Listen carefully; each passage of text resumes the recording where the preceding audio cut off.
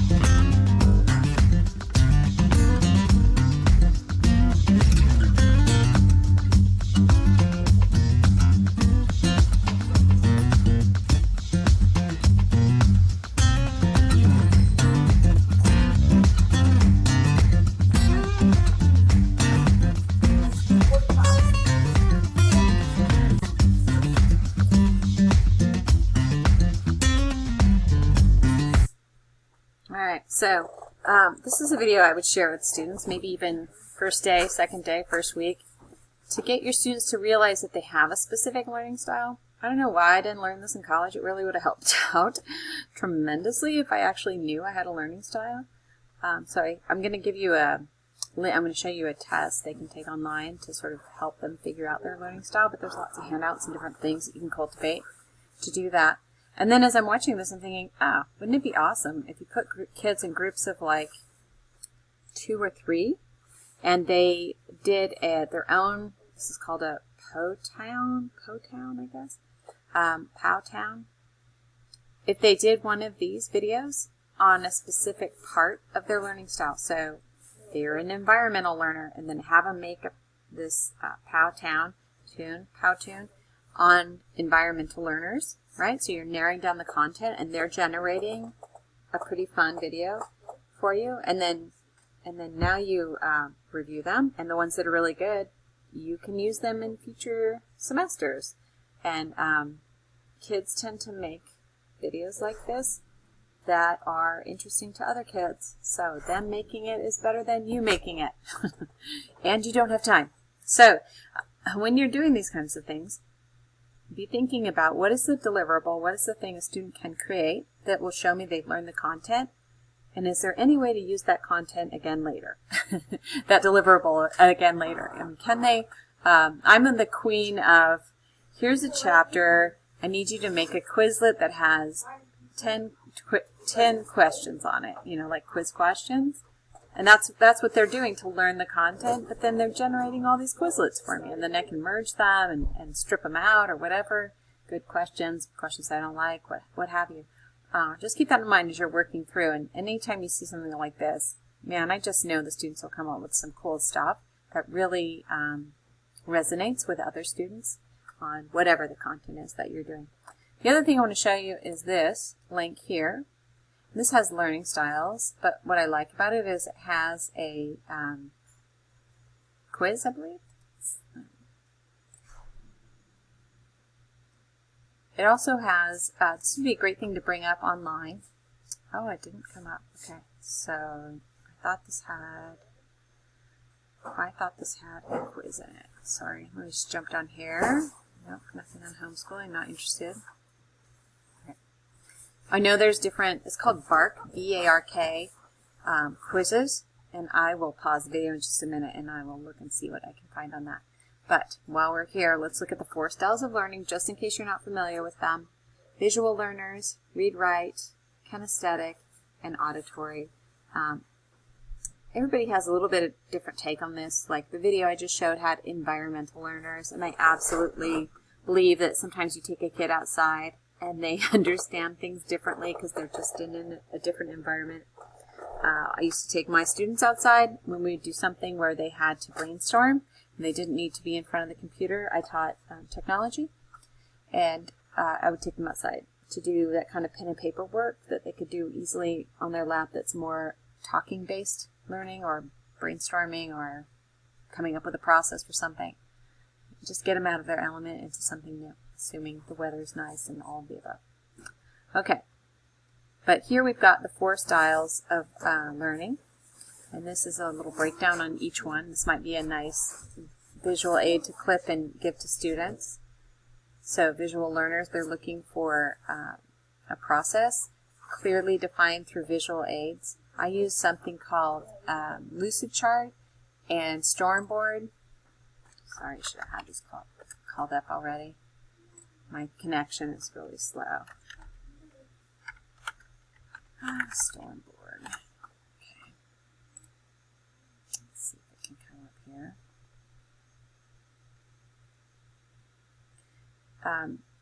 So I like Lucidchart because there are lots of different kinds of charts that you can make.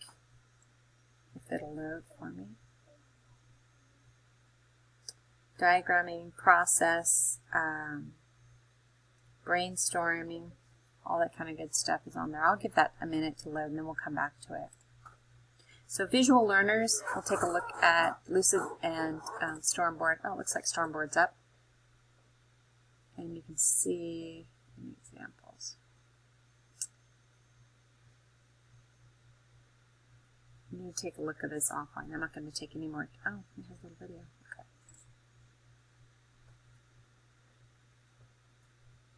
Let's see.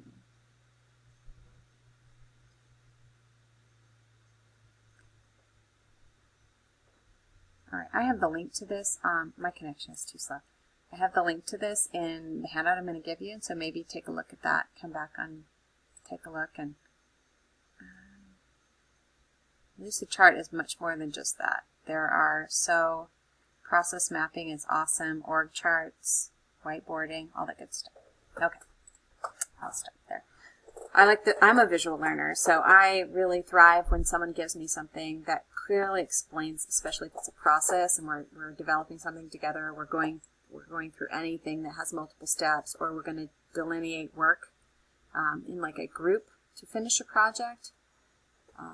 I'm the one who takes notes every time. I make tons of lists. I mean, this is so easy for me to teach this way because it's the way that I learn. This is the hardest way for me to teach because I don't learn this way. So I'm sharing that with you so that you can start evaluating which way do you learn and which way is most challenging for you to teach, the way that you don't learn. It's something to realize fairly early on so that you can compensate for it, because your knack or natural teaching strategies are going to come from whichever learning style is yours. That's great if all your students were the same, but they aren't. So you have to compensate for that. Okay. So auditory, a lot of talking, group discussions, repeating things aloud. Oh yeah, I can't stand any of that. All right, kinesthetic, hands-on, also one of my favorites. This is, I think, probably the hardest way to create a lesson plan. But if you practice it, it becomes easier. If you watch good teachers who have great kinesthetic lessons, that will inspire you. I once watched a second grade teacher teach the 9 planets, and she did it by having a student be the sun, and then having the student be the first planet, and the second planet, and the third planet. And then she had, the planets start spinning, and then she had the planets spin around, but also go in a circle around the sun student. And it was so fantastic. I mean, the kids were totally engaged, and they totally got how we have all these planets and how they move around each other. So that was a great example of kinesthetic learning. With CTE, you have tons of kinesthetic if you're a lab-based CTE program. Something in trades, or culinary, or really all of them. Even technology is considered kinesthetic because you're working on the computer. And I would have to agree, I do think being a computer geek has something to do with my love of being hands-on. So there's kinesthetic aspects to more so to CTE than your traditional like English class or something like that. The last thing I want to point out is this here, which I think is inaccurate. It said 27%, students were this, and so it's almost 25 per learning style. When I would give learning style tests in my courses, when I taught face-to-face at the College of Western Idaho, primarily, and then I'm trying to think, I think it was the same in high school too. I mean, I just had so many kinesthetic students. It was tons. They were kinesthetic and they were visual. There's very few auditory, and then there's a few read-write, but just the dominant one was kinesthetic. And I think with CTE, that's the norm rather than it being evenly spread out. But if you know these things about your students, and you know how many kinesthetic students you typically have in your class, like which your class is predominantly kinesthetic, then you can tailor your lessons that way. Okay, let's see what we have here. Oh, yes. Oh, okay. Lots. Where did that come up from? Okay. Awesome. No. Okay, quick sidebar into VARK, only because this is going to come up and you're going to go, what is VARK? VARK is visual, auditory, read-write, and kinesthetic. And so all I did was a Google search on VARK online tests, and you have lots of options here. And then here it actually defines what it is. It says 16 multiple choice questions. I've seen them, some more, some less. but here's the visual, auditory, rewrite, and kinesthetic definition. So let me show you one here. This one, I believe, is a free one. You can go through, students can go through and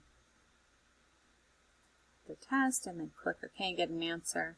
And this is called VARK for younger students. I'm not sure.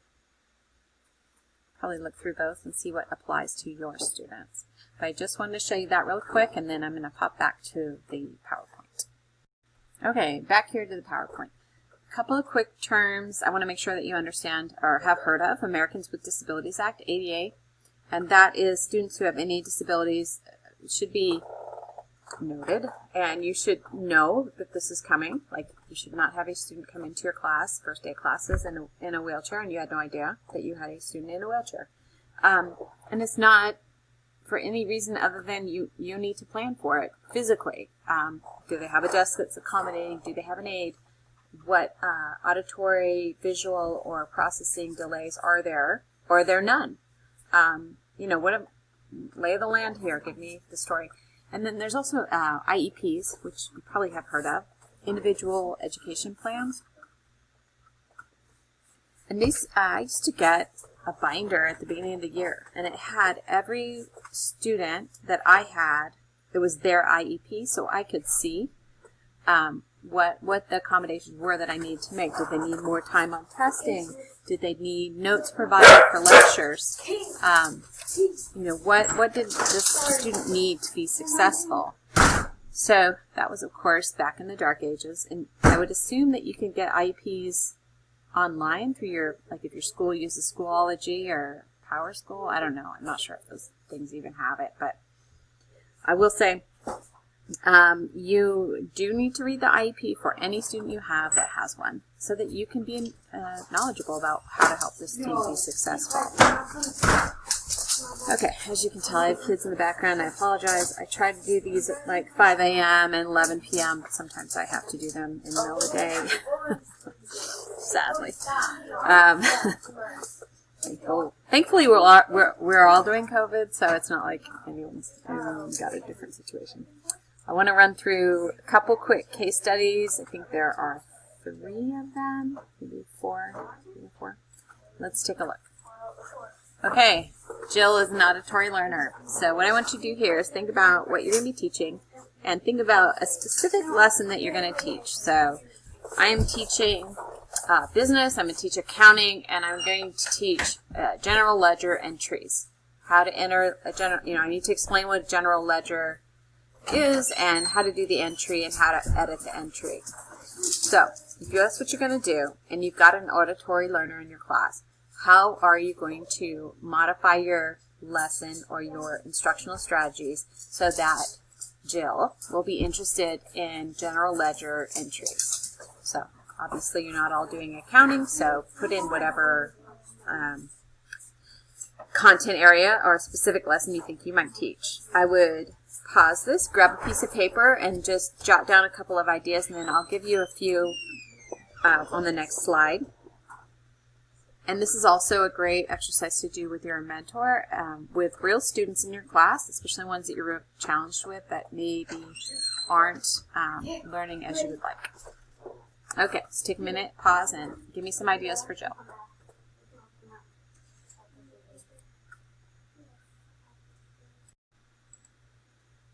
Okay, solutions for auditory learner, and these are not solutions, rather they are suggestions, so I should edit that. Read the lab manual aloud, show that she's hearing it.